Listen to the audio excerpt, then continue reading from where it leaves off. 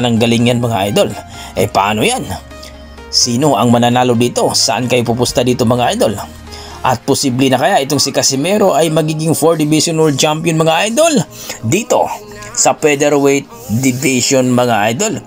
I-komento mo na sa baba mga idol kung ano man ang iyong mga opinion. Sa kabilang banda mga idol, Manny Pacquiao mga idol, gusto daw talaga makalaban niya ang malakas. At gusto daw niya itong si Tank Davis mga idol.